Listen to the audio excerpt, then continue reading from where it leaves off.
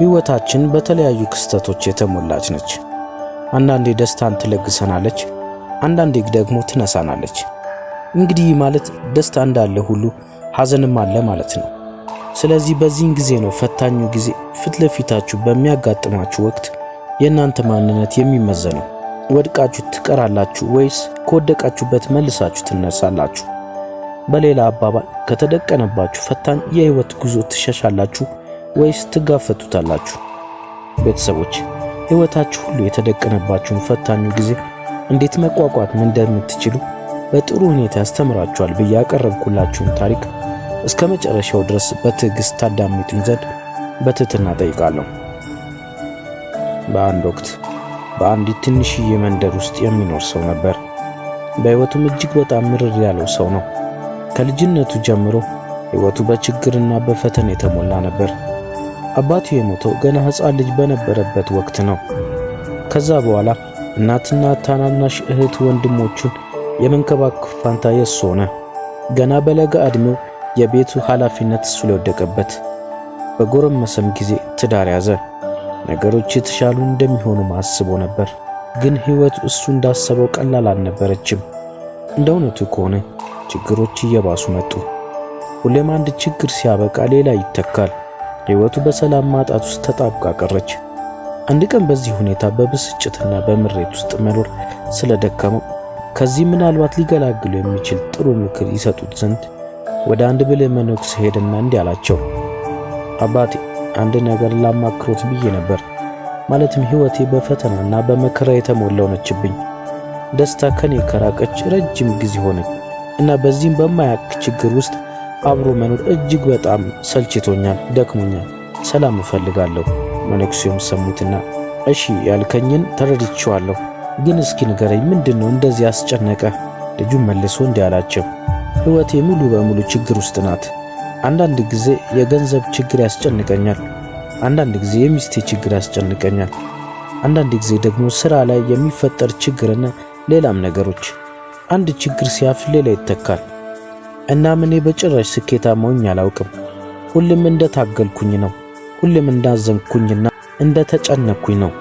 መነኩሴውን በትዕግስት አዳመጡትና እንዲህ አሉት። እሺ አሁን ከኔ ጋር እንድትሆን እፈልጋለሁ። አብሯቸውም ጥሩ ትምህርት እያስተማሩት በቤታቸው ትንሽ እንደቆየ እሳቸውም እንዲህ አሉት። በል ተነሳና ወደ ሌላ መንደር እንሂድ አሉት። ሁለቱም ጉዞአቸውን ጀመሩ። ከተወሰነ ጉዞ በኋላ አንድ ወንዝ ዳርቻ ደረሱ።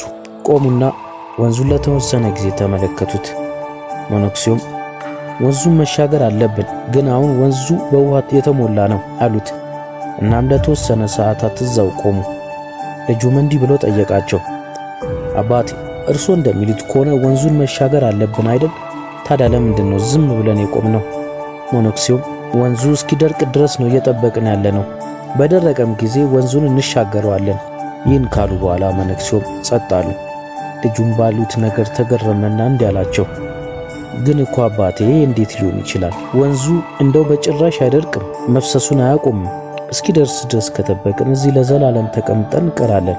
ወንዙ ምንም እንኳን ፈታኝ ቢሆንም ለመሻገር ብንሞክር ይሻላል። መነኩሴውም ፈገግ አሉና እንዲህ አሉት። ልጄ ትክክል ብለሃል። እኔ የፈለግኩት ይህን እንድትረዳ ነበር። ይኸውልህ ልጄ በደንብ አዳምጠኝ። ሕይወት ልክ እንደዚህ ወንዝ ናት የሚፈሰው። ውሃ ደግሞ ልክ በሕይወታችን ውስጥ እንደሚገኝ ችግሮች ነው። ሁሌም አብረውን ይኖራሉ።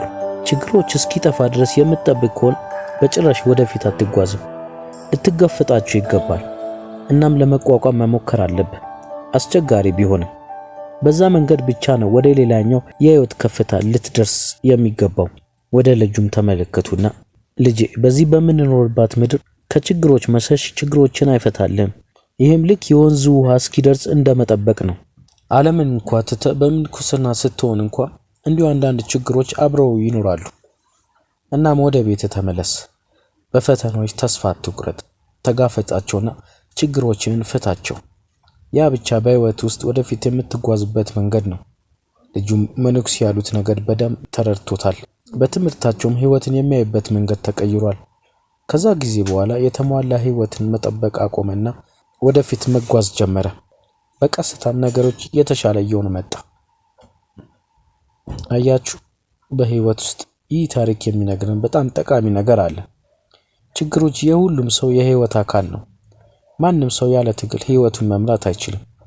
አንዳንድ ሰው የገንዘብ ችግር ይኖርበታል፣ አንዳንድ ሰው የቤተሰብ ችግር ይኖርበታል፣ አንዳንድ ሰው የጤና ችግር ይኖርበታል፣ አንዳንዱ ደግሞ ፈተናውን በአእምሮ ብቻ ይፋለማል።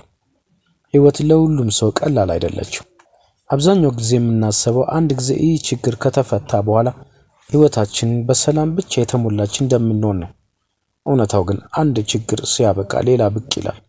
ሁሉም ነገር የተሟላ እስኪሆን ድረስ የምንጠብቅ ከሆነ ሙሉ ህይወታችንን በመጠበቅ እናባክናለን። ይህም ልክ ወንዝ ዳርቻ ላይ ቆመን ውሃው እስኪደርቅ ድረስ እንደመጠበቅ ነው።